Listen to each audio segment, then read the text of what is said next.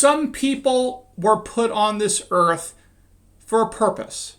Sometimes that purpose might be to teach others what not to become and who not to be and how not to act. That is the case with the members of the Hawaii Supreme Court that threw a hissy fit attacking the U.S. Supreme Court and the United States Constitution out there in Hawaii. This hissy fit that is masquerading as a judicial opinion is worth us going through to teach us how not to become these people. Stay tuned. You're not going to want to miss this one. Hey folks, I'm Mark Smith, host of the Four Boxes Diner, proud American gun owner, constitutional attorney, member of the United States Supreme Court Bar, and author of many books, including Disarmed, What the Ukraine War Teaches Americans About the Right to Bear Arms. Stay tuned for some big announcements with some big articles and books coming out very soon. All right, folks. So, the 5 justices on the Hawaii Supreme Court issued a 5-0 decision dismissing a motion, essentially an appeal, involving a grant by a lower court to dismiss an indictment of an individual who was caught carrying a, I believe, .22 caliber pistol on his body, in his pants, while he was in Hawaii. He had never applied for a license to carry, and he did not have a license to carry a handgun, and thus was charged. So that's the backdrop. But we now have a 53-page opinion or so by the Hawaii Supreme Court that reversed a lower court's decision that indeed the criminal indictment against Christopher Wilson, and the name of this case is the state of Hawaii versus Christopher Wilson.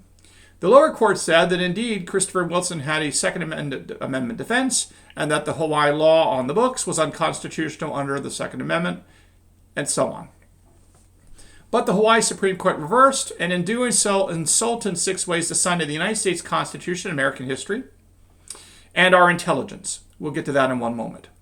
But the bottom line is that this is a case that likely will not go to the U.S. Supreme Court on cert, because I don't think this is the kind of case they're going to want to take where you have a criminal defendant claiming his Second Amendment right to have a gun without a license. I don't think this is the licensing case. I don't think the Supreme Court is going to be touching on licensing in the next couple years. I think they've got a whole host of other Second Amendment and gun-related cases they're going to want to deal with first.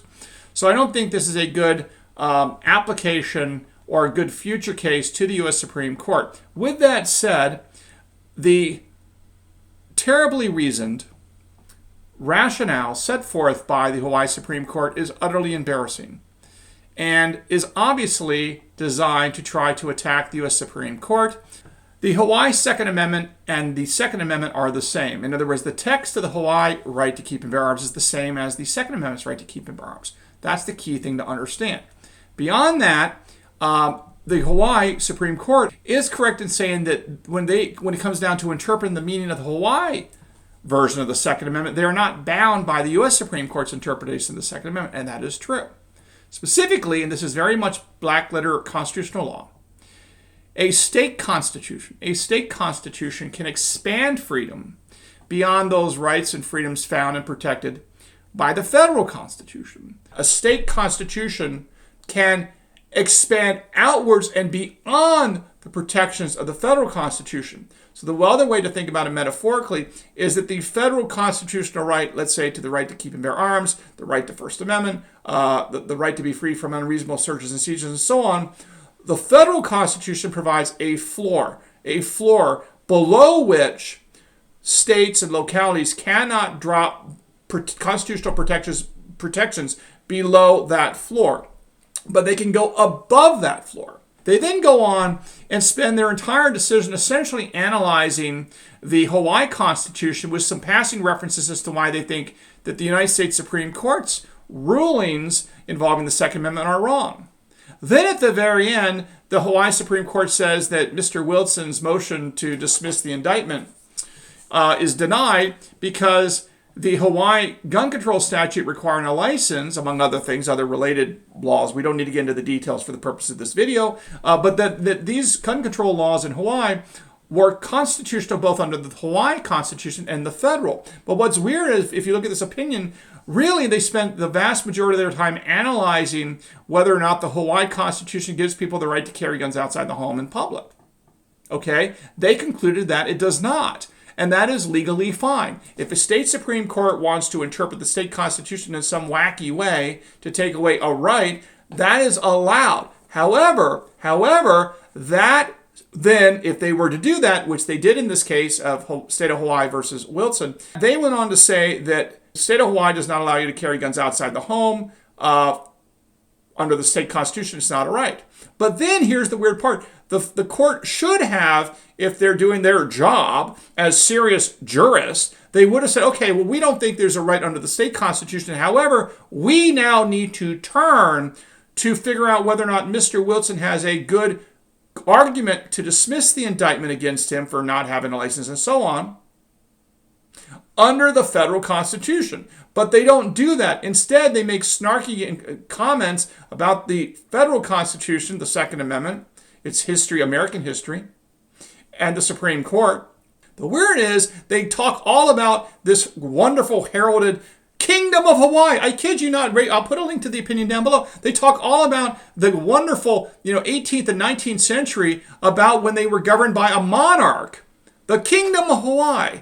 Okay, well, that's all well and good, but you understand that in the year of our Lord, 1959, Hawaii became a state. And by virtue of becoming a state, they had to comply with and honor the federal constitution under what's known as the Supremacy Clause that says to the extent there's an inconsistency between the United States Constitution and any other law, including another state law, guess what? The federal constitution prevails. So it really doesn't matter what the history of the Hawaii Kingdom is in the 19th century when it comes to federal rights. The other interesting thing about this case that's quite entertaining, and it just really sort of backfires on what is obviously an anti-gun court out there in Hawaii. They clearly do not like you, Americans. They do not like Hawaii residents. They do not trust you because they don't trust you to have a gun. They don't want you to have guns. They want you to be disarmed. They don't trust any of you. They apparently trust government. Shocking. But I guess if your entire history consists of the Kingdom of Hawaii and monarchs, what's also very interesting is about how Mr. Wilson was arrested, and actually speaks highly of the role. And here's the thing about why this opinion is so silly, because it literally blows up in their face. Here they talk about the value, I kid you not, I'm going to read it to you, the value of an AR-15, a quote-unquote assault rifle, which they call it, but then again it works out. Here's what they write. In December 2017 at about 11 p.m., fly-in Hawaiian zipline owner Dwayne Ting saw men on his fenced-in property via video surveillance. Ting reported the matter to the Maui Police Department. Officers headed to Ting's property. Meanwhile, Ting, driving an all-terrain vehicle, corralled Wilson and his 3 companions. That's 4 people, by the way. Armed with an AR-15 assault rifle, he detained them until the police arrived. Then Wilson volunteered to the officers, "I have a weapon in my front waistband."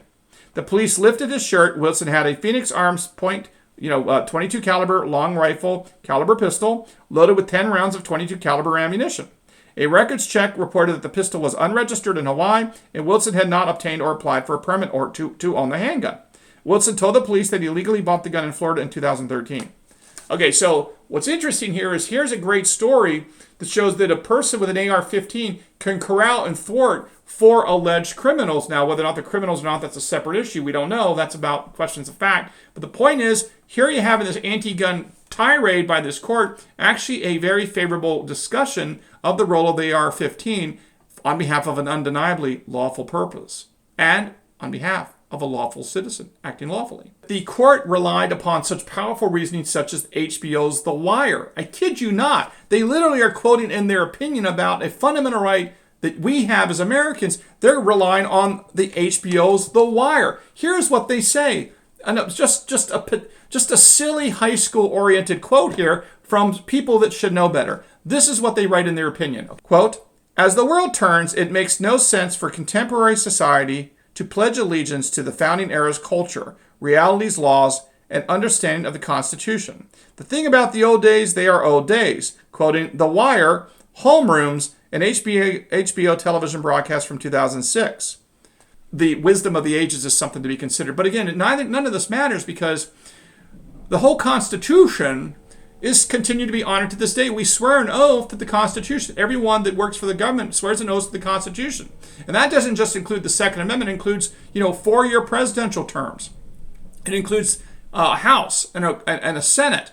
It includes age requirements for when you can run for office and so on and so on.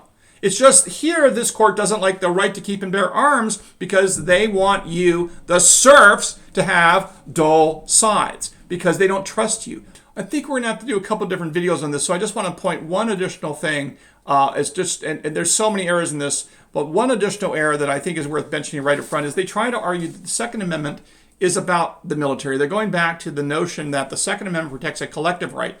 Keep in mind that there is no Supreme Court precedent that ever talks about collective rights. And even if you look at the dissents in Heller and McDonald and Bruin, the anti-gun liberal jurists on the Supreme Court don't even argue about collective rights. They talk about other things. But nevertheless, the Hawaii Supreme Court seems to think that there's such a thing as a collective right out there, whatever that means, and not an individual right. But then they go on to say that bear arms specifically is a military connotation. It's about the military. Then they rely on something terribly flawed in my view. I wrote the definitive article debunking this on what's known as Corpus Linguistics, which is simply counting up, phrases and words at a particular time period, and then taking whatever is considered to be whatever is the largest number of uses in a particular way as the proper meaning for interpreting, let's say, the Constitution. And they point out that at the time, through this Corpus Linguistics analysis, the phrase bear arms mostly talks about the military. But here's where it's totally inconsistent.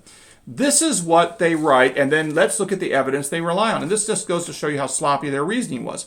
This is what they write. The Hawaii Supreme Court writes this: bear arms has a collective military meaning.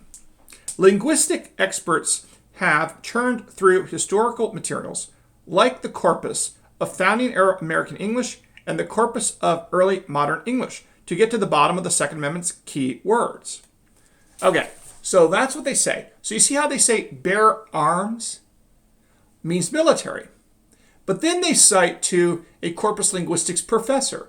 Let's see what the professor says exactly and see if it supports the proposition that bear arms means military. Dennis Barron, professor, writes this, quote, founding era sources almost always, bing, bing, bing, bing, bing, almost always. Founding era sources almost always use bear arms in an unambiguously military sense. Non-military uses of bear arms in reference to hunting or personal self-defense are not just rare, they're almost non-existent. Okay. Then it goes on to say that the overwhelming majority of bear arms was the collective militia sense. Okay. We're going to do a whole video on Corpus Linguistics. It's going to be very easy for you to debunk. I'm going to do a video on it because I want you to have all the information. But here's all you need to look at. So on the one hand, the court says that bear arms, i.e. the right of the people to keep and bear arms, is military. Set aside the whole fact this is in the Bill of Rights, and there's a whole bunch of other reasons why that's clearly not right. But they're trying to use this thing called Corpus Linguistics. But then when you look at what the Corpus Linguistics people say, they admit in their language that bear arms, by virtue of their word counts in founding era documents, usually but not always talked about the military sense. So it's not accurate for the Hawaii Supreme Court to say that bear arms, it means military, because it depends on, ready, the context. Now let's just talk about the two contexts here and then we'll wrap this video up. The one context, there's only one context that matters. What does bear arms mean in the context of the Second Amendment in the Bill of Rights? Well, obviously the right of the people to keep and bear arms is talking about a personal right because we looked at all the history in the past. It stems from the English Declaration of Rights. Obviously, it's in the Bill of Rights. It's not part of Article 1. Remember, Article 1 of the U.S. Constitution dealing with militias came several years before the adoption of the Second Amendment. So if the first Article 1 has some particular important meaning for the militia, there was no reason to have adopted the Second Amendment's right of the people to keep and bear arms in the Bill of Rights. So if you look at the context of the phrase bear arms, within the context of the Bill of Rights and the way it's phrased, it's pretty clear it's about individual rights for all the reasons we've talked about in the past. But let's go beyond that. The reason why the Corpus Linguistics say at the time of the founding, the phrase bear arms was mostly used in the military context is because of the types of documents that they were reviewing. What does that mean? And why is it important? The documents they were reviewing were all the textual documents known as the corpus. The corpus is a body, and linguistics is words, so it's the body of words. And that includes not just legal documents, but it also includes letters, correspondence, diaries, songs, hymns, so on and so on. Why does this matter? What was going on between the year of our Lord 1760 and let's say 1800 for the sake of argument? What was going on during that 40-year period? Guess what? Constant warfare. War against the British in the American Revolution, the French and Indian War, wars involving the Spaniards, war. So just naturally, if you just count the number of times bear arms appears in the totality of all the documentary corpora, right, all of the documents, you're obviously going to get a lot more discussion of bear arms involving the military, because that was what was in the news at the time. There was no controversy about the right to keep and bear arms. There was no fights about it. There was no reason to write about it any more than there was no discussion about, let's say, today, if you read the newspaper about, a cat goes out and comes home, you're never going to get an article about cats going out and coming home every night that happens tens of millions of times every night. You don't get that. You only get stories in the papers about the cat that gets stuck in the tree and has to be rescued by the fire department. So you see how you have this bias in favor of these extraordinary events. And because at the time of the founding, bear arms was used in the context of military discussion in the newspapers, because that was what was going on and what was being written about, that's what you get. By analogy, think about the year of our Lord 1940 through 1945, the years of World War II. Okay? Think about that for one moment. Is there any doubt that the vast majority of times there's a discussion of airplanes during that 5-year window during World War II in American newspapers? Is there any debate that the vast majority of references to airplanes during that 5-year window would be about military planes, F-4U Corsairs, Flying Fortresses, B-17s, and so on and so on? Yes, it's not that airplanes did not have a civilian purpose. It's that the vast majority of times they were discussed during that time period involved military operations, because that's what was going on around the world and in the news. So the only way to understand, so the reason why this is all important to understand is the corpus linguistics people that Hawaii is trying to rely upon they want to just count up the number of times that a word is used without considering context. So if you just have a blanket number of times bear arms is being used and just randomly in a time period, that doesn't tell you anything about the context. And the context that lawyers have to do is to understand, what does bear arms mean in the context of the Second Amendment's right of the people to keep and bear arms shall not be infringed, in the context of the Bill of Rights, in the context of the Constitution, where the Bill of Rights was adopted several years after the original Constitution, and it was considered about protecting the most fundamental of the rights of all Americans. That all has to be understood contextually, and yet Hawaii tries to skip over this, and they're not even relying on what the corpus linguistic people say, which they admit that bear arms may mostly have been used in the context of military references, but not exclusively, which again goes back to, how do you solve that problem? You have to look at the context, but of course, this Hawaii Supreme Court refuses to do so and did not do so. So the bottom line is, this is a terribly reasoned decision. We're going to do several videos on this to teach you how to rebut these goofy arguments and to show just how absurd it is. But I don't think this is a kind of case. It's going to go to the U.S. Supreme Court because I don't think it's in the right posture. I don't think it's the right, criminal defendant here. And I think the issue of licensing is not really what the Supreme Court is interested in right now. I think they're just letting that play out. As the good news is, we get more and more permitless licensing regimes or non-licensing regimes because they're permitless carry across this country, and I think that's a trend that's going to continue. All right, folks, hope you learned something here today at the Four Boxes Diner, and you enjoyed this. Make sure you follow me on X at Four Boxes Diner, and we will see you again soon here at the Four Boxes Diner. Orders up. Table 2A.